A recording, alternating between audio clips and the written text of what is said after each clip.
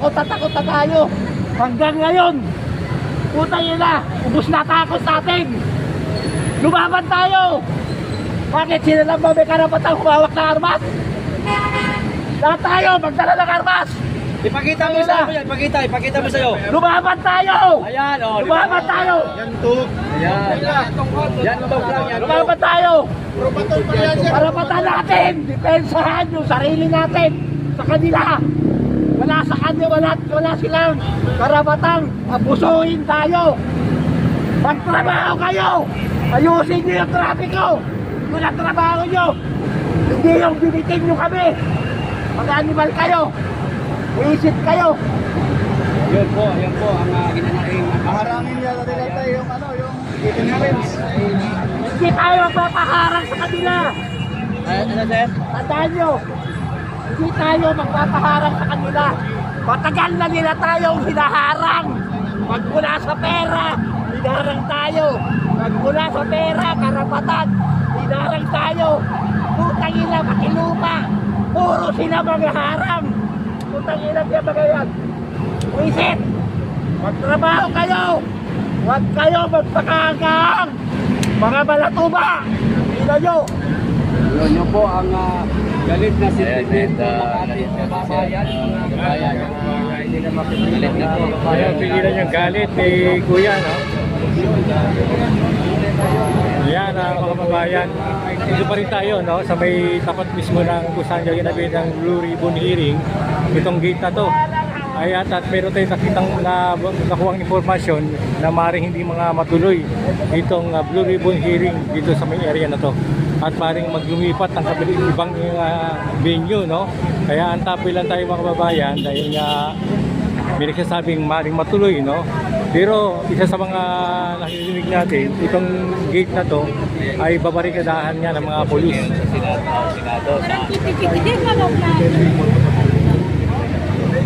But anyway, we have received information na matutuloy. Kung hindi man dito, nanawagan na nga kami na gawin na lang sa Exas Right o sa People Power Monument. Kasi public place yan eh. And what we are talking about is a public national interest. It's a national public interest. Nothing to hide.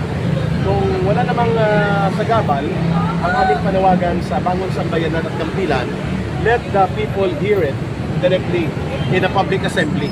Hindi naman tayo manggugulo eh. The People Power Monument is up in the park. The Exas Right is a symbolic historical area. So we are waiting kung saan nila dadalhin.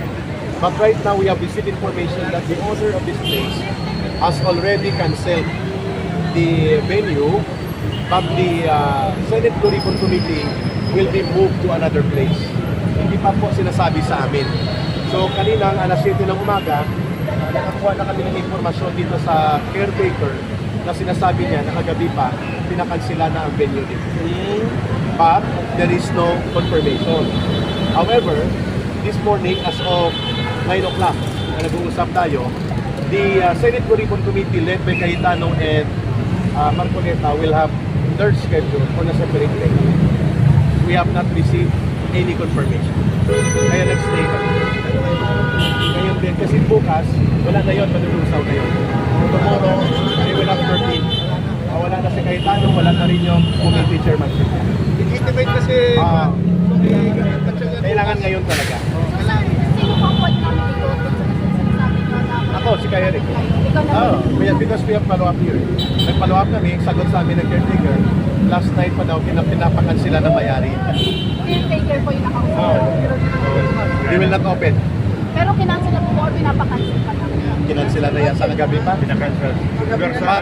We are hoping na darating pa rin.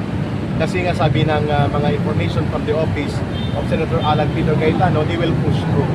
Itutuloy nila ang Senate Blue Ribbon Committee. So dito kami pupunta. Ngayon kung dito matutuloy,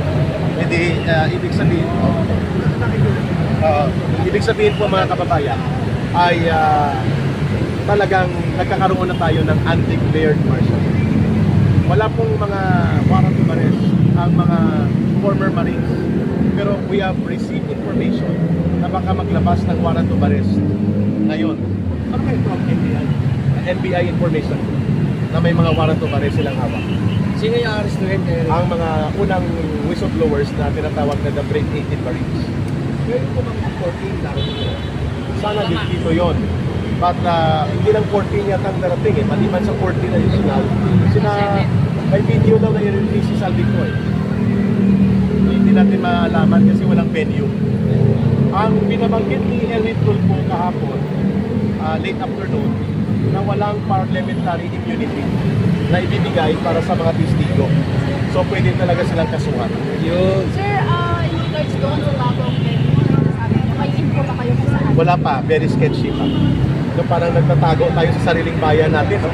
Parang panahon ng hapon na sinasakop tayo na walang gobyerno na magtatanggol sa atin dahil gobyerno mismo naghahabol sa atin. Pero sino po nagsabi sa inyo, sir, na may ibang venue? Ang sources from the office of Alan Peter Cayetano, they're trying to look for another venue. Kung hindi ito matutuloy. Hindi ko na lang siya i-quote. Mga staff nila yun. Mga staff na... Na they are looking for another venue. In case na ito, ikakansila na lang lubusan.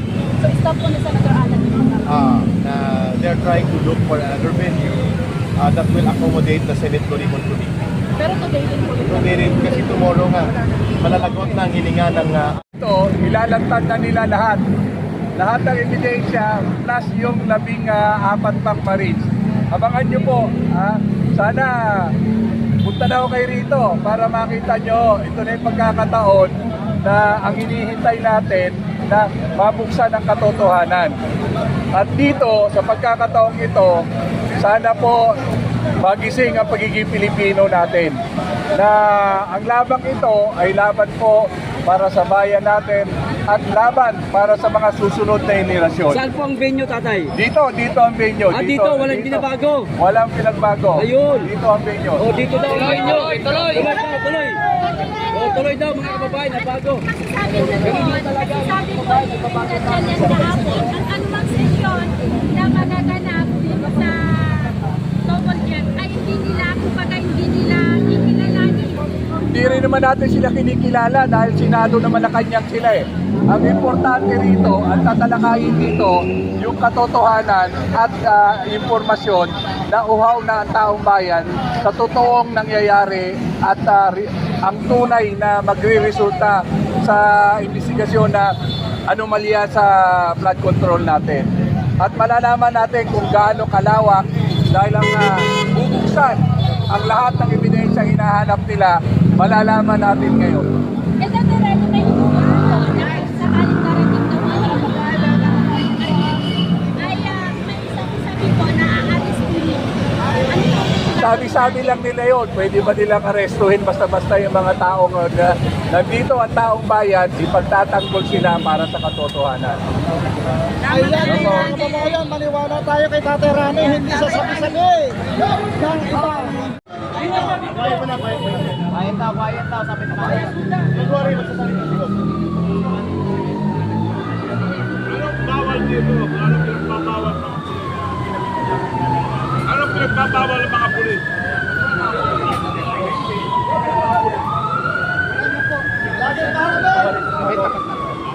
Tapat mo tayo. Pare,